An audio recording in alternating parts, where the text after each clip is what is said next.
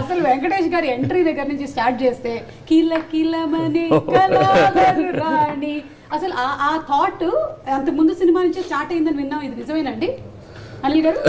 యాక్చువల్గా వెంకీ గారిది intro first కథ పుట్టక ముందు బేసిక్గా క్యారెక్టరేషన్ అనుకునేటప్పుడు ఫస్ట్ అదే చెప్పాను సార్కి, సార్ ఫస్ట్ మీ ఎంట్రీ మీ సాంగ్ తోటి ఇద్దాం అనిపిస్తుంది, దాంట్లో స్టెప్ ఒకటి నాకు చాలా బాగా ఇష్టం, ఆ పోలీస్ క్యారెక్టరేషన్ అనుకున్నప్పుడు అని చెప్పాను. సో అది కాకపోతే ఏంటంటే లాస్ట్లో తీసాం.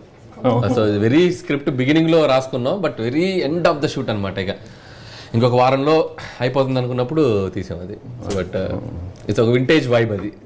నాకు ఇళయరాజా గారి సాంగ్స్ అంటే పిచ్చి, అది వెంకటేష్ గారి సాంగ్స్ అంటే ఇంకా చాలా ఇష్టం. కూలీ నెంబర్ 1 ఇక ఆ సాంగ్ ఆయన మీద తీయటం. అసలు వెంకటేష్ గారి పాటలు అంటేనే మాక్సిమం అందరికి బాగా పిచ్చి, అందులోనూ ఫ్యామిలీ ఆడియన్స్ కి ఒక ట్రీట్ ఇచ్చేశారు వెంకటేష్ గారు. Thank you so much. Anil గారు మీరైతే 100కి 200 మార్కులు కొట్టేశారండి.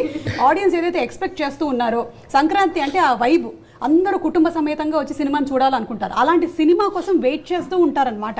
సో అలాంటి ఒక సినిమాని మీరు ఇచ్చేసరికల్లా కుటుంబాలు వచ్చి చూస్తూనే ఉన్నాయి, డబుల్ ట్రిపుల్ టైం కూడా. అవును, ఎక్స్ట్రా చైర్స్ వేస్తున్నారు థియేటర్స్ లో.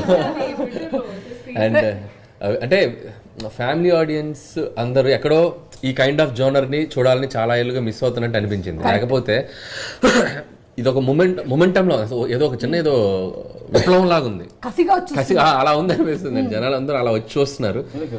లాస్ట్ కపుల్ ఆఫ్ ఇయర్స్ చాలా మంది అడుగుతా ఉన్నాను, వెళ్తాం థియేటర్కి వెళ్ళట్లేదు వాళ్ళు మొత్తం వచ్చి పడ్డారు.